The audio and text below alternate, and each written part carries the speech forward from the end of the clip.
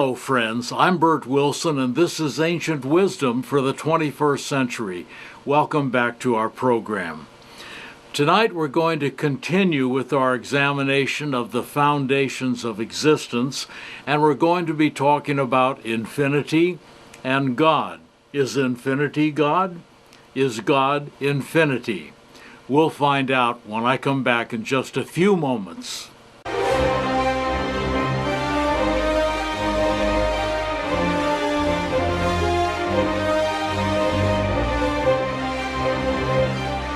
Now, in Eastern religions, they do not discuss God because they believe the concept is beyond all description.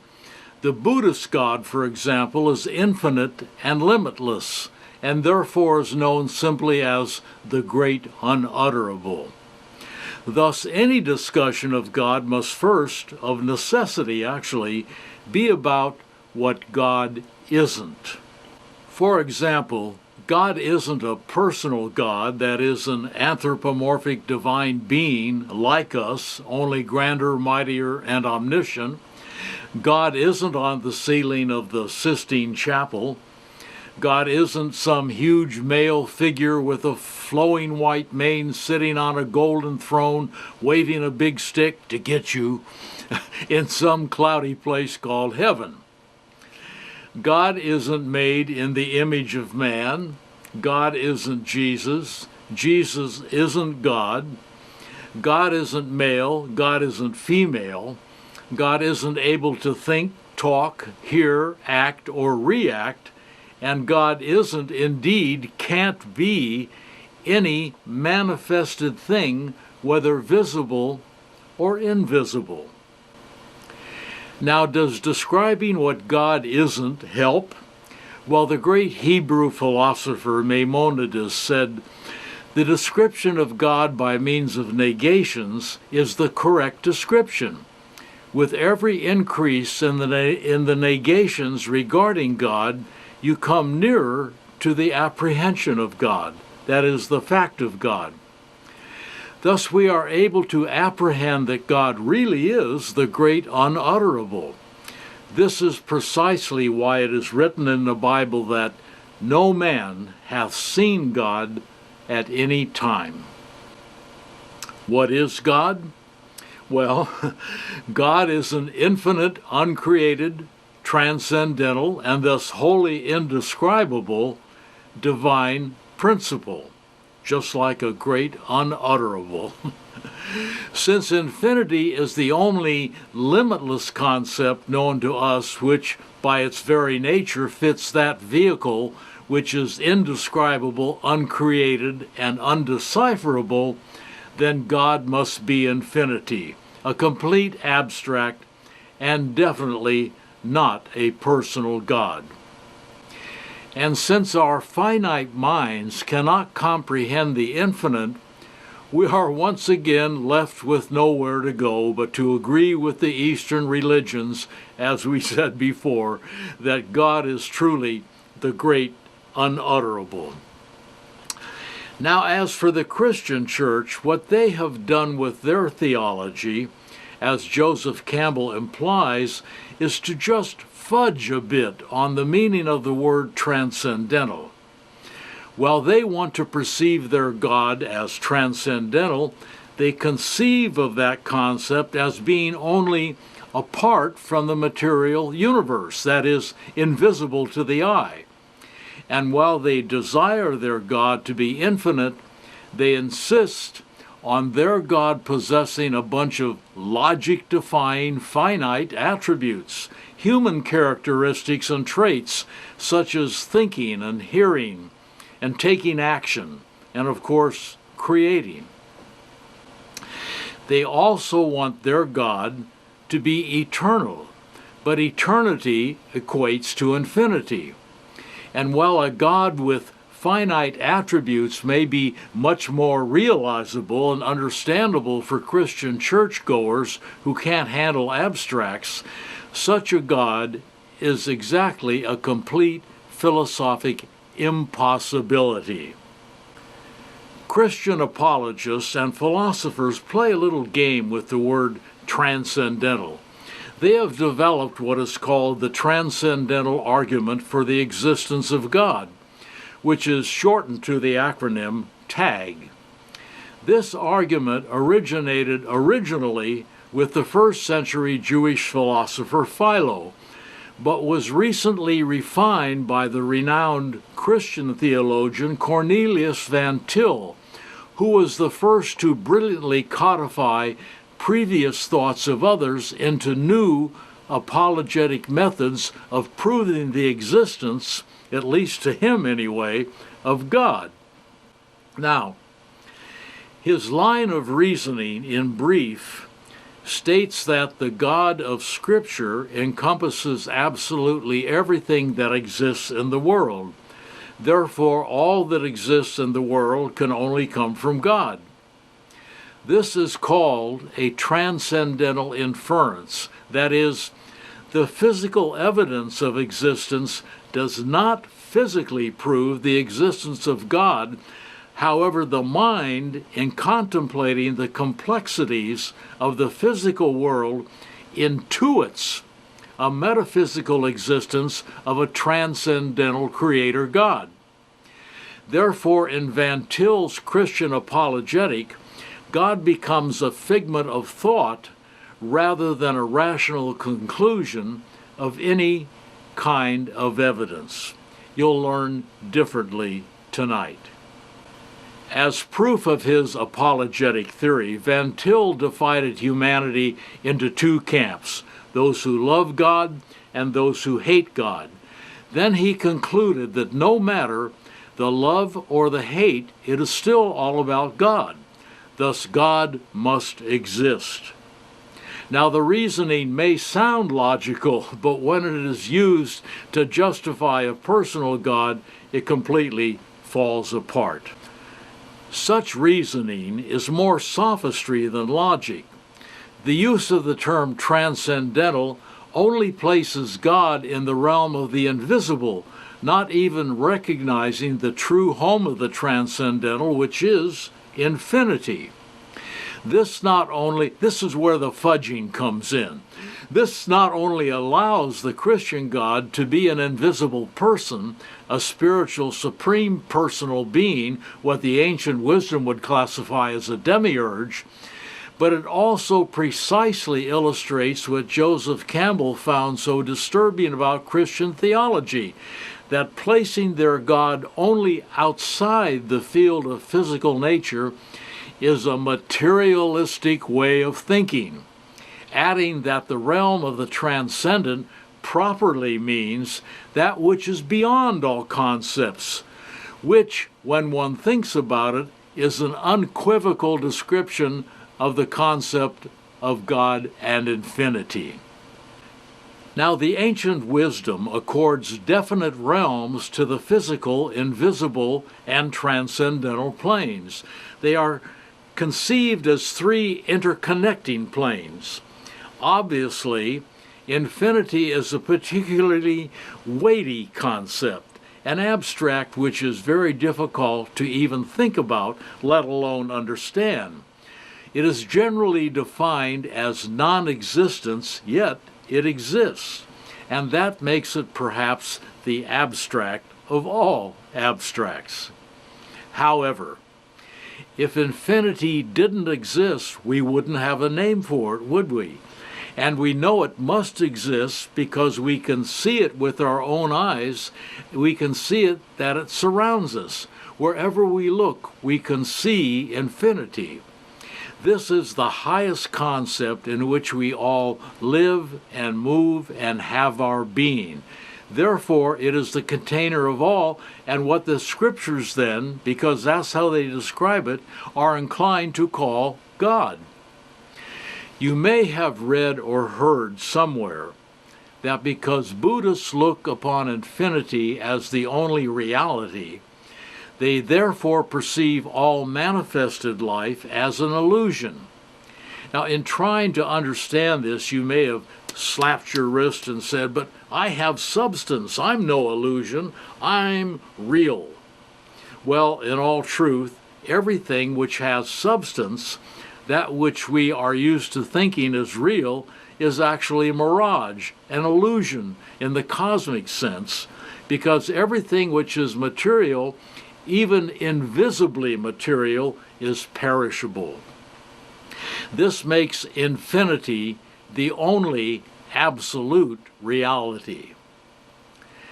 Now, this is yet another peculiar abstract because it establishes that which we think is real as not real at all, and that which we can't prove is real as the only actual reality. Buddhists are able to handle this paradox very adroitly, but it seems to escape the Western mind. Now, if you want to prove this concept for yourself, look up into the night sky and look at the light from a distant star. It may be that the star you are viewing disintegrated eons ago. Thus, the light you see emanating from it has already been extinguished at its source, but because it is so far from Earth, it may take hundreds of years, light years, for that light to reach you. Thus, the light you see is really an illusion, a mirage of the physical senses. Therefore, even that which we can see with our own eyes may prove to be an illusion. Now, it's vitally necessary for anyone who wants to become a student of the ancient wisdom to adjust their thinking to this premise. This is the spiritually correct way of thinking about any future where honesty and integrity reign supreme. Thus, Buddhists think of infinity not as a void, but as unconditioned space, meaning it is something, but an incomprehensible something. That is why they never speak of their transcendental God in the presence of others. They know and readily accept that which is incomprehensible, and thus cannot be described in any manner. They say that to speak of God is to dishonor the great infinite concept of God, for even to discuss God is to make God an object, something, which then brings God down to a human level. Now, science doesn't believe in infinity because it is not occupied, it says, and is therefore considered to be a void. NASA's Chandra X-ray Observatory's website says that because a void is nothing, physics does not address this question. Physics only deals with ideas and objects which can be experimentally tested. Thus, science dismisses consciousness, thought, prayer, spirituality, God, and infinity, among other important things that contribute to life. Now, such thinking is why it is so necessary now to give thought to infinity, not trying to define it or describe it, just to think about it. When we meditate and concentrate our thoughts on a concept such as the infinite, we are then able to open up a spiritual connection directly to it. The method by which this is done is, simply enough, transcendental meditation. This is why Buddhists spend a lot of time meditating, because transcendental meditation is the preferred way to contact the transcendental principle we call God. You must be aware, however, that if you plan to try meditation, there is no guarantee that you will receive any instant awareness of what infinity is. But if you keep it up and are persistent, you may sometime in the future have an insight, a special, subtle knowledge of the infinite come into your consciousness. You will know that this is so because you will not be able to describe it to anyone else. This is what is known in life as a mystical experience. Mystical only because even though it can't be rationally explained to another person, you nevertheless know that it happened. Now, If you continue your practice of meditation, you might over time develop your mystical experience into a subtle awareness of knowing something, but not knowing how you came to know it. You might also have a symbolic impression of something bouncing around in your brain, but have no way of putting it into words. This is the mark, actually, of a spiritually aware person, one who is conscious of the transcendental symbols which inhabit the mind, yet knows they cannot be communicated through linear language to anyone else. Of course, this is the paradox, but so is infinity. Thus it is time to put away the false personal God paradigm and take time to think about an infinite transcendental principle, call it God if you want, as the source of all. If we do, we will surely ultimately realize the fact of infinity. Now, because infinity exists and is everywhere, it must therefore pervade everything in existence with its divine essence. This divine essence carries the knowledge of infinity and all life to us and makes it available through meditation. Thus we become acquainted with the relationships of different spiritual concepts, and through this come to know God. In order to begin to cognize the infinite, we must learn to use the language of infinity in symbols, myths, and metaphors. One well-known symbol is found in the image of the sitting Buddha. This is actually a symbol of infinity as the source of all creation. That the Buddha is seen in meditation is no accident and plays a great part in the process, because it means that he is not merely in contact with, but is the infinite. He plays that part. We first see the sitting Buddha in a state of transcendental meditation. Thus he has no awareness of himself at all. To himself, he does not exist. He goes into this meditative sleep, so to speak, so spiritual light can manifest within him. This light comes into existence through an inner desire for expression that produces a single thought of tremendous creative force.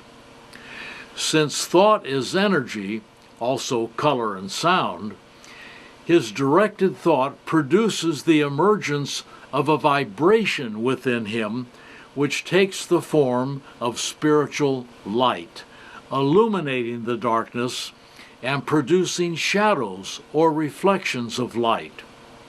Thus, from the infinite oneness of the meditating Buddha is produced a duality of existence, a universe, if you will, within his infinite being.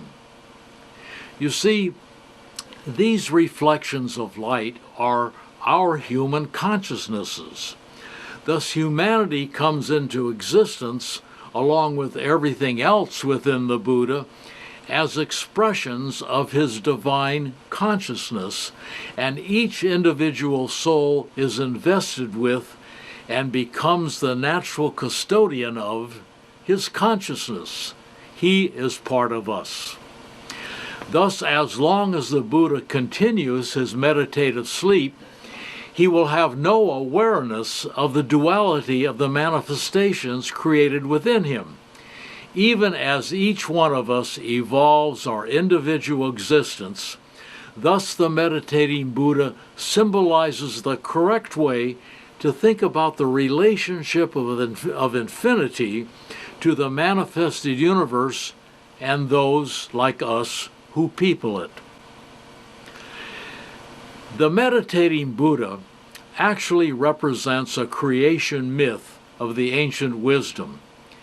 His outer meditative visage symbolizes the transcendental God, infinity.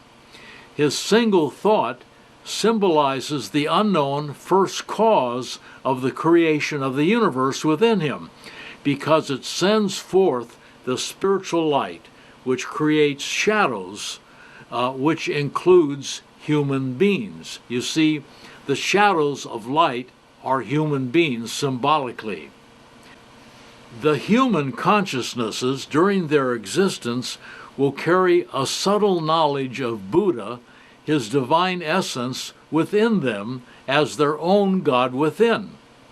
All the human manifestations will now proceed to unfold according to the divine plan contained in the Buddha's first thought, that initial vibration which was the first cause of all existence. Thus, from this symbolic outline of the symbol of the Buddha, we can draw the precise analogy that our souls, which emanate from the infinite transcendental God, must also have a consciousness of God, just as the expressions of the Buddha also possess his consciousness. Thus, each person's God within will be a living custodian of God or Buddha consciousness, always available to all people who come to the realization of his existence within them. Now this, in a nutshell, is the whole concept of the manifested universe we live in. Thus we as human beings are shadows, mirages, illusions, if you will, of a transcendental divine principle we call God, which is infinite and therefore unaware of what is emanated into existence. Thus we on earth, because our God within is the living custodian of God consciousness, are actually able to access complete knowledge of God and the universe and apply it in life if we can discover how. That we don't seem to be able to do this can be directly attributed to the fact that even though we may unfold magnificent civilizations and build huge cities and make lots and lots of money and buy toys to amuse ourselves, we are still as infants playing in a cosmic sandbox if our attention is still fixed on materialistic objects to the exclusion of the divine essence within us. And it is also true that the churches are part and parcel of the materialistic fogging over of the true nature of God, as they insist on the material Jesus being their God. Over the centuries, this has led billions of people astray and covered up the truth. Now, the final question that needs to be answered here is why? Why does what we call life have to be played out in this manner? The answer lies in the spiritual fact that we have this life in order to find a way ultimately to merge our own spiritual consciousness with the consciousness of the infinite transcendental divine principle we call God. Of course, we do this by getting in touch with our God within. The next question is, how will we know what is going on there, or if anything is going on there at all? Well, the ancient wisdom tells us that once a person proceeds well along the spiritual path and his or her consciousness begins to open up to the realities of the true nature of the foundations of existence, he is then able to perceive a definite logic to his spiritual evolution. Did I say spiritual evolution? Yes. In discovering that we evolve in spirit, we find out that all knowledge is relative to our ability to understand it. And as we move upwards along the path, we eventually become aware that there are endless, infinite possibilities out there and that all are knowable. Thus, we do not have to accept society-imposed or even religion impose limits on either our thoughts or our thinking processes or on our ability to transcend our earthly consciousness. We can, in fact, imagine infinity as simply another existence which we cannot fully know of as yet, but at some point will be revealed to us in symbols within our consciousness. Now, if this sounds foreign to you, don't worry.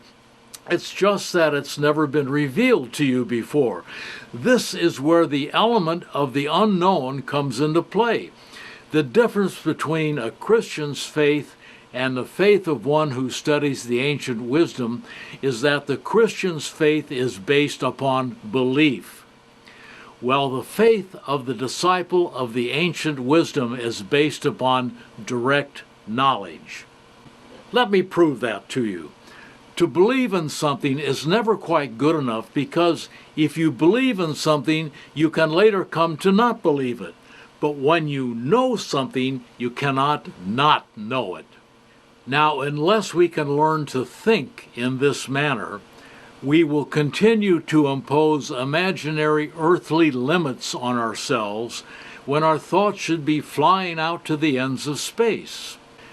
Just as physical evolution is now in the process of showing us that physical change is infinite, so does spiritual evolution show us that spiritual growth is infinite. Just as we are able to posit that our bodily forms will evolve, we are also able to posit that if we continue to expand our consciousness, our knowledge of things spiritual will also change, also evolve, spiraling up to new heights of enlightenment. These are facts of the ancient wisdom, not fantasies. Therefore, if we use simple logic based on these facts, we can conclude that in our universe and in other universes as well, knowledge is limitless and endless, and we need only change the way we think and start using our imagination positively in order to understand the wonderful integrity of our existence. So it's time now to break away from the materialistic way of thinking which has caused so much suffering on earth and embrace the truth. We mortals are not dying flesh, but living consciousnesses. Well, it looks like that's about all the time I have for this discussion tonight. We'll continue this next week. Thanks for listening. I'm Burt Wilson, and this is Ancient Wisdom for the 21st Century.